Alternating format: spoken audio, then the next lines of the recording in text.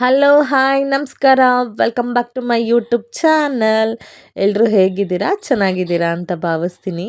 So ಇವತ್ತು ನಾನು ದೇವಸ್ಥಾನ ಶೈಲಿಯ ಪುಳಿಯೋಗರೆಯನ್ನು ಮಾಡ್ತಾಯಿದ್ದೀನಿ. Simple and easy. ನಿಜವಾಗ್ಲೂ ತುಂಬ ಚೆನ್ನಾಗಿರುತ್ತೆ ಗಾಯ್ಸ್. ನೀವು ಕೂಡ ಮಿಸ್ ಮಾಡದೆ ಟ್ರೈ ಮಾಡಲೇಬೇಕು, ಓಕೆನಾ?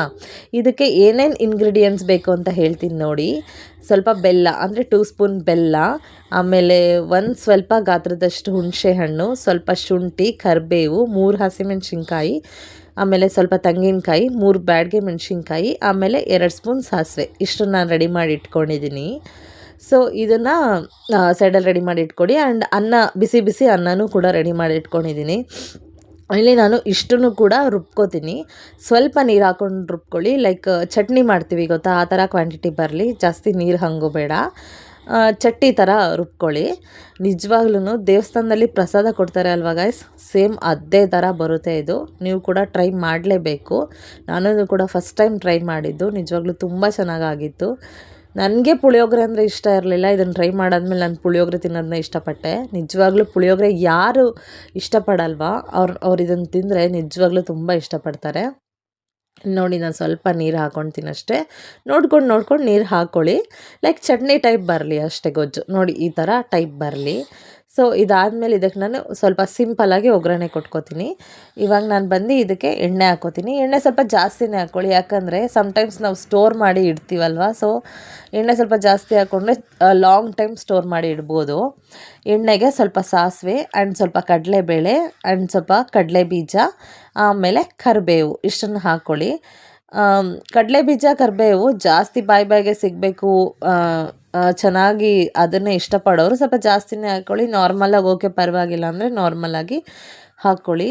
ಸೊ ಇದೆಲ್ಲ ಚೆನ್ನಾಗಿ ಫ್ರೈ ಆದಮೇಲೆ ಇಲ್ಲಿ ನಾನು ರುಬ್ಬಿಟ್ಕೊಂಡಿದ್ನಲ್ವ ಅದು ಗೊಜ್ಜು, ಅದನ್ನು ಫುಲ್ಲು ಹಾಕ್ಕೊಂಡು ಮಿಕ್ಸ್ ಮಾಡ್ಕೊಳ್ಳಿ. ಯಾವುದೇ ರೀತಿ ನೀರನ್ನು ಆ್ಯಡ್ ಮಾಡಬೇಡಿ. ಎಷ್ಟು ಗೊಜ್ಜು ಇದು ಮಾಡಿರ್ತೀರೋ ರುಬ್ಬಿರ್ತೀರೋ ಅದೇ ಗೊಜ್ಜನ್ನ ಹಿಂಗೆ ಮಿಕ್ಸ್ ಮಾಡ್ಕೊಳ್ಳಿ. ನೀರು ಯಾವುದೇ ರೀತಿ ಆ್ಯಡ್ ಮಾಡಬೇಡಿ, ಎಣ್ಣೆಲೇ ಫ್ರೈ ಮಾಡ್ಕೊಳ್ಳಿ ಅದನ್ನು. ಇಲ್ಲಿ ಇನ್ನೊಂದೇನೆಂದರೆ, ನೀವು ಬೇಕಾದರೆ ಬೆಳ್ಳುಳ್ಳಿನ ಬಿಡಿಸ್ಕೊಂಡು ಬೆಳ್ಳುಳ್ಳಿನೂ ಕೂಡ ಆ್ಯಡ್ ಮಾಡ್ಕೋಬೋದು. ಬಟ್ ನಾನು ಮರ್ತೋದೆ, ಬಟ್ ಟೈಮ್ ಆಗಿತ್ತಲ್ವ, ನಾನು ಬೆಳ್ಳುಳ್ಳಿಯನ್ನು ಆ್ಯಡ್ ಮಾಡ್ಕೊಂಡಿಲ್ಲ. ಬೇಕಂದರೆ ನಿಮಗೆ ಬೆಳ್ಳುಳ್ಳಿನೂ ಒಗ್ಗರಣೆಗೆ ಹಾಕೋಬೋದು, ಏನೂ ಪ್ರಾಬ್ಲಮ್ ಇಲ್ಲ. ಬೆಳ್ಳುಳ್ಳಿ ಇಷ್ಟಪಡೋರು ಹಾಕೋಬೋದು. ಇಲ್ಲಿ ರುಚಿಗೆ ತಕ್ಕಷ್ಟು ಉಪ್ಪು ಹಾಕೋತೀನಿ. ಸೊ ಚೆನ್ನಾಗಿ ಮಿಕ್ಸ್ ಮಾಡ್ಕೋತೀನಿ. ನೋಡಿ ಗಾಯ್ಸ್, ಸೇಮ್ ಪುಳಿಯೋಗರೆ ಗೊಜ್ಜು ಆದಂಗೆ ಆಗಿದೆ ಅಲ್ವಾ? ನೀವು ಕೂಡ ನಿಜವಾಗ್ಲೂ ಟ್ರೈ ಮಾಡಿ, ಸಖತ್ತಾಗಿರುತ್ತೆ. ಇಲ್ಲಿ ನಾನು ಬಿಸಿ ಅನ್ನನ ಹಾಕ್ಕೊಂಡೆ. ಸೊ ಅದು ಹಾಕ್ಕೊಂಡಾದ್ಮೇಲೆ ಚೆನ್ನಾಗಿ ಮಿಕ್ಸ್ ಮಾಡ್ಕೊಳ್ಳಿ. ನೋಡಿ ಗಾಯ್ಸ್, ಮಿಕ್ಸ್ ಮಾಡಾದ್ಮೇಲೆ ಹೆಂಗಾಗಿದೆ ಅಂತ. ಸೇಮ್ ಪುಳಿಯೋಗರೆ ಗೊಜ್ಜು ಥರನೇ ಇದೆ. ಸೇಮ್ ದೇವಸ್ಥಾನದಲ್ಲಿ ಹೇಗೆ ಇರುತ್ತೆ ಪುಳಿಯೋಗರೆ, ಟೇಸ್ಟ್ ಕೂಡ ಹಾಗೆ ಇದೆ. ಸ್ವೀಟು, ಖಾರ, ಹುಳಿ ಎಲ್ಲನೂ ಫ್ಲೇವರ್ ಸಿಗುತ್ತೆ ಇದರಲ್ಲಿ, ಸಖತ್ತಾಗಿರುತ್ತೆ. ನೋಡಿ, ನೀವು ಕೂಡ ಮಿಸ್ ಮಾಡದೆ ಟ್ರೈ ಮಾಡಿ. ಹೀಗೆ ಹೇಳ್ತಾ ಒಂದು ಸಂದೇಶ ಹೇಳೋಕ್ಕೆ ಇಷ್ಟಪಡ್ತೀನಿ. ಮಾತಿಗೆ ಬೆಲೆ ಇಲ್ಲದಾಗ ಮೌನವೇ ಒಳ್ಳೆಯದು. ಮನುಷ್ಯನಿಗೆ ಬೆಲೆ ಇಲ್ಲದಾಗ ದೂರ ಇರುವುದೇ ಒಳ್ಳೆಯದು. ಹೀಗೆ ಹೇಳ್ತಾ ನಾನು ವಿಡಿಯೋನ ಇಲ್ಲಿಗೆ ಎಂಡ್ ಮಾಡ್ತಿದ್ದೀನಿ. ಸೊ ನನ್ನ ವಿಡಿಯೋ ಫುಲ್ ಇಷ್ಟ ಆಗಿದ್ದರೆ ಲೈಕ್ ಮಾಡಿ, ಶೇರ್ ಮಾಡಿ, ಸಬ್ಸ್ಕ್ರೈಬ್ ಮಾಡಿ, ಬೆಲ್ ಐಕಾನ್ ಮಾತ್ರ ಕ್ಲಿಕ್ ಮಾಡೋದು ಮಾತ್ರ ಮರಿಬೇಡಿ. ಹೀಗೆ ನನಗೆ ಸಪೋರ್ಟ್ ಮಾಡ್ತೀರಿ guys. Thank you so much.